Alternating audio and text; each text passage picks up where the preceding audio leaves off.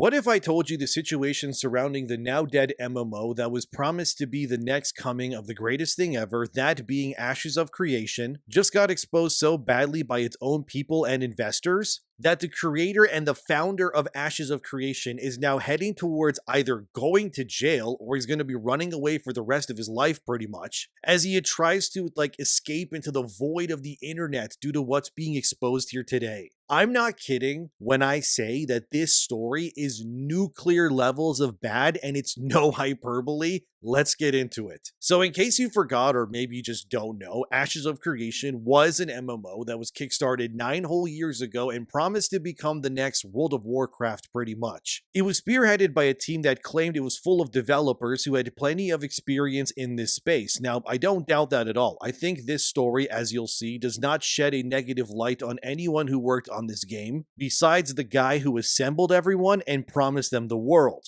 The real-life supervillain at the heart of this whole story is Steven Sheriff. So to catch you up really quickly, Steven Sheriff decided to drop the nuke that he was leaving behind Intrepid Studios, that the game would cease development entirely, and that all staff would be let go effective immediately. According to Steven Sheriff, it was because the board at Intrepid Studios was doing things that he personally didn't believe in and wanted no part of. The only problem was that Steven Sheriff forgot to mention that the board at Intrepid Studios consisted, as far as anyone knows, of only 2 people. As you can see here from their Kickstarter page, Steven Sheriff and John Moore, who sit at the top of this pyramid of devs, ironically, which I'll get into later that it's shaped like that, were the only members of this board. Also, it was revealed that Steven and John are married as well, meaning that this board was just 2 people in a marriage that held this whole thing together. So Steven alleges that he was leaving the game and studio and just firing everyone, which conveniently meant, due to contracts, according to what has already been discussed, nobody would be getting paid anything, not even severance or health insurance, due to this entire implosion, as you can see here on their Kickstarter page. Ashes accumulated $3.2 million from almost 20,000 backers. Also, as you can see here too, Intrepid Studios confirms that they would refund everyone their money if Ashes of Creation never launched. However, and yes, this is the, oh, it's so scummy, dude, I can't believe this is real, but it turns out that in the fine print, because Ashes of Creation technically was playable by users in early access, which is where the game is right now, by the way, since it never actually reached its whole 1.0 full release, this meant that the game was technically launched already. Yes, you know what that means. That means that Steven Sheriff's little promise to his 20,000 backers, because that you were able to actually play this game in a state that was technically launched, it now meant that that money that you backed this game with, it no longer needed to be refunded, because you got what you paid for technically, even if it wasn't, again, fully launched. That is real, and I'm not kidding. Well, isn't that the most scummy thing ever? All those millions from the backers are now Steven's to just run away with, you're saying. What if I told you, though, it gets so much worse, though? Because, guys, this is, I honestly don't know how this guy is going to weasel his way out of this, I got to admit. Because there has now been a bombshell report that is, let's get into it. This is from WCCFtech.com, and it's titled, Ashes of Creation investor alleges founder orchestrated $140 million fraud. Yeah, not $3 million. $140 million just evaporated into thin air. Also, shout out to Nefast QS. This is their video here as a screenshot for you to see. So they spoke to one of these big investors that was attached to Ashes of Creation. I'll link this video below, by the way, but it's basically the investor just losing his mind about how Steven Sheriff screwed over everyone out of millions pretty much. So you can go watch that if you want to, but I'll condense what was said here so that it's more digestible. But again, this is Nefast QS's scoop, so I wanted to give them their credit for what they did there, so thanks to them. So this investor is named Jason Karamanis. He's the guy claiming that Steven Sheriff, who founded Intrepid Studios and made Ashes of Creation to be the biggest scum on the earth here pretty much. Jason apparently made his money through various endeavors of his own, like a Florida-based anti-aging skincare and supplements company, and Jason, like Steven, is also a part of the MLM community, which is short for multi-level marketing, which is, you know, pyramid scheme stuff and all of that stuff. It's scams. That's what MLM is pretty much. Even though these people will never admit it, that is what it is. Anyways,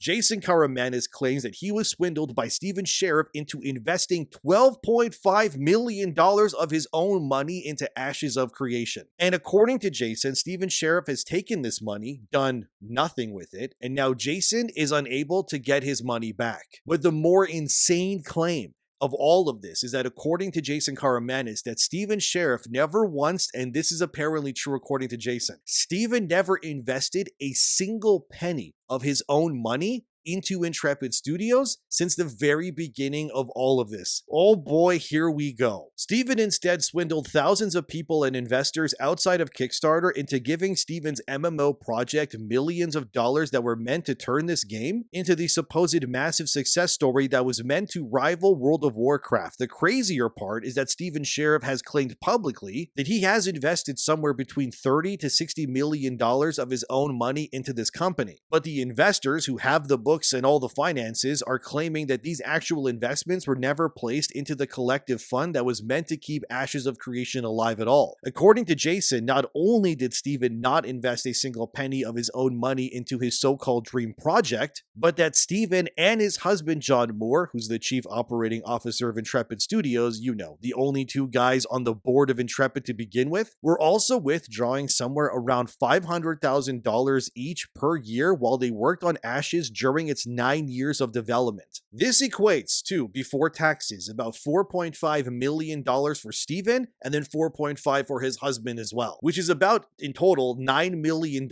overall just spent to employ these two top dogs at Intrepid who, again, by the way, didn't invest a single dollar into this company, yet made a fortune off of it anyways. The public claims of how much money was invested for Ashes of Creation is allegedly around $109 to $115 million overall based on what I'm reading. That includes the almost $4 million from Kickstarter, which started all of this, by the way. But according to Jason Karamanis, that investor who is going scorched earth, the real number is actually closer to $140 million combined. This also included an investment of $2 million from a family friend of like the people who made the game. I'm assuming Steven Sheriff, but anyway, this guy's name is Tom Alkazin. Apparently that $2 million were the life savings of Tom Alkazin and his wife, who are now in their 70s. That they were also swindled out of their entire life's worth of like money that they have like saved by Steven to invest into Ashes of Creation, which they will now, according to Jason, never get back because the entire studio is defunct, the game is dead, and Steven Sheriff and John Moore, the married couple, are nowhere to be found right now. The dirt here is that Tom Alkazin is also a multi-market,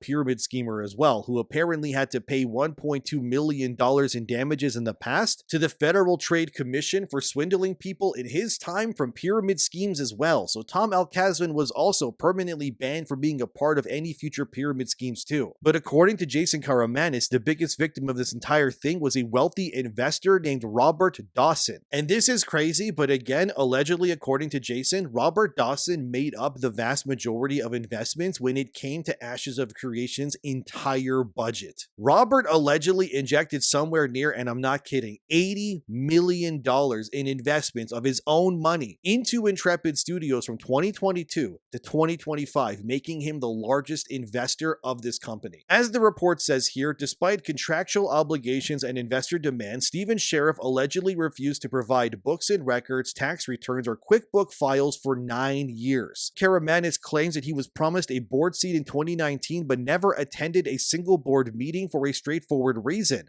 because none were ever called. Do you see how this just keeps getting worse? Like, how did none of the people involved, who are investing millions of dollars, by the way, here, never once believing that they should maybe, I don't know, confront Steven and his husband about any of this, like person to person? These guys took all your money. They fed you lies for years, and they swindled thousands for almost a decade to now run away with millions of dollars. John Karamanis would tell Nefast QS, the YouTuber who spoke to him live on livestream, like, my God, Let me read this for you. Look at this. Do you know how many board meetings I've been to? Zero. Do you know how many board meetings he's ever called? Zero. The only thing that guy's good at is BSing people. And he might be a good creative director. He might be a good gamer, but everything else is full of you know what. But dude, if you thought that was weird and scummy, apparently Stephen Sheriff would live stream from a mansion that his Kickstarter backers bought for him. I'm not even kidding, as this part of the report states. The California mansion from which Sheriff regularly live streamed updates on Ashes of Creation's development became a symbol of the alleged deception. Karamanis claims that Stephen Sheriff and John Moore were originally renting the property, not owning it as many assumed. When they eventually purchased it, the down payment allegedly came from the company funds, or rather the very salaries they were paying themselves, while claiming to be losing everything on the game. The house drama reached a crisis point in 2024 when the original owner's mortgage came due and Sheriff couldn't refinance due to Commerce Banking holding a second position as collateral for company loans. Facing foreclosure, Stephen Sheriff turned to his investors once more, and Karamis and Robert Dawson came to his rescue again by contributing another $2 million to save the house. Dude, how did this guy convince these people to keep giving them millions like this? Like, this guy and his husband, they were siphoning $500,000 twice a year, and they couldn't find the funds to pay for the house they apparently bought with company funds, by the way, that were meant to make the game. And despite having millions of dollars already between them, they ran to their millionaire investors to save them instead. These guys, I mean, Stephen Sheriff and John Moore, they basically worked on this game. They spent none of their own money on this, and everybody paid for them to live lavishly, while they knew full well that they were going to pull the plug eventually and run away anyways in the end. It gets worse somehow. I'm not even kidding. Let's keep looking at the report. It then says this. By 2025, Intrepid Studios was hemorrhaging cash at an alarming rate. The company's monthly operating expenses exceeded $2.5 million, while revenue from in-game purchases ranged from $150,000 to $200,000, resulting in a monthly loss of around $2.3 million. At this burn rate, even Robert Dawson's massive capital infusions couldn't sustain the operation indefinitely. How badly was this being managed, guys? Like, they were losing $2.3 million in investments a month, by the way, due to like operating costs. So if you take that and you multiply it for a whole year, right? It means that Ashes of Creation was costing investors about $27.6 million a year before taxes at that point to keep it going, which is absolutely insane. And the fact that they were making this $200,000 a month in microtransactions, which yes, is a lot of money to you and me, but clearly not enough when the CEO and the COO are funneling $500,000 a year for both of them, plus living in a mansion of all things, where they live stream the updates for this game. Like, this was something that was just clearly built on sand from the very beginning. As the report then says here, as you can see, the alpha release of the game was mired in problems, and Stephen Sheriff just conveniently forgot to give the bonuses promised to his game developers, despite them reaching the required threshold, and he eventually delayed these bonuses indefinitely, which then led to another lawsuit where SADA Systems, that's a cloud service provider, claimed that Intrepid Studios actually owed them, nothing, just a little bit over $852,630, guys, for almost 3 whole years of unpaid Google Cloud Platform services that, again, Intrepid Studios never paid at all. As seen here, when confronted finally, Stephen Sheriff claimed that the lawsuit was nothing and that the $800,000 owed was what they would make in a week. Stephen promised to pay that, but then, as you know, Ashes of Creation would close down, Stephen would leave the company, and he would take all the money with him while laying off everyone and turning off the servers pretty much. So that $800,000 that Stephen owed SADA Systems has still not been paid apparently, despite Stephen raising more money in the millions from his investors mere weeks before he cut the plug and then just disappeared. So due to all of this, Stephen Sheriff was able to, according to Jason Karamanis, generate somewhere around $5 million in revenue off only selling roughly about 300,000 copies of Ashes of Creation. So he made a fortune offering an incomplete game. Like, that's the point here pretty much. This then led as you can see here. Robert Dawson in January 2026 reaching an ultimatum with Stephen Sheriff after investing $80 million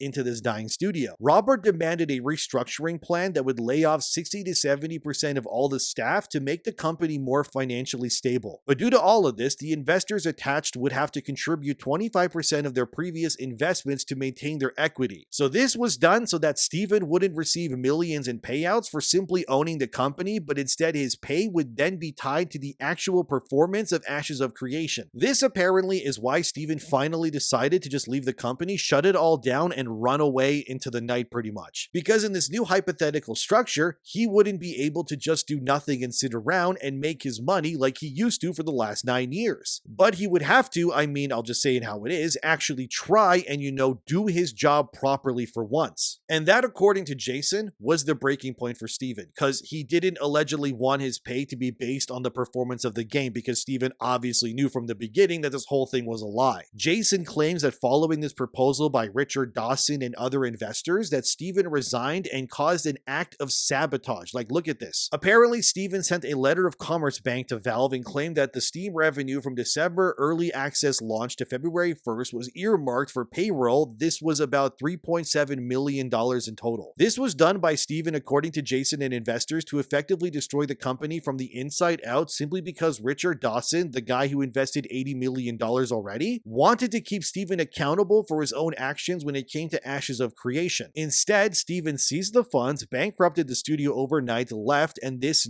just kind of leaves Richard Dawson, Jason Karamanis, and other investors with pretty much nothing but a dead company where their millions were wasted, and now Stephen and his husband get to run away without paying a single dollar back to anyone. According to Jason, the overwhelming shock of what happened caused him to break down mentally, and investors like Tom Alkison and his wife, who lost their $2 million in investments, will, according to Jason, never recover from this betrayal, and now, being in their 70s, obviously, they will not be able to ever get their money back. But this next part of the report tells us where this all stands now, as it reads here. Robert Dawson now controls the Ashes of Creation intellectual property through foreclosure proceedings and his position as a secured creditor. Karamanis holds first position UCC filings that predate Commerce Bank's involvement. Multiple lawsuits are reportedly imminent, including from TFE Games, which invested $5 million, Commerce Bank, which, Karamanis claims was defrauded with false revenue reports, and numerous other investors. So they allege that Stephen Sheriff committed federal crimes by booking investor loans as revenue on tax returns. It's a claim he says he can prove with documentation, including 380 pages of text messages, emails demanding financial records, UCC filings, contracts, QuickBook files showing cash flows, and correspondence with Commerce Bank. He has offered to share these materials with content creators and the community to substantiate his claims, and this is what he said. There's nothing I'm saying that is slanderous or libelous about Stephen. He's a pathological nutcase liar, and guess what? You're going to see numerous lawsuits come out against him for fraud, for whatever else. All of this is going to come out in litigation. Apparently, Robert Dawson, the $80 million investor guy, is trying to bring back key developers into the fold to keep working on Ashes of Creation to turn it into something without Stephen Sheriff's involvement, but apparently the staff refused to work with anyone involved with this mess because they feel as if they've been betrayed, which honestly, they're right that they have been.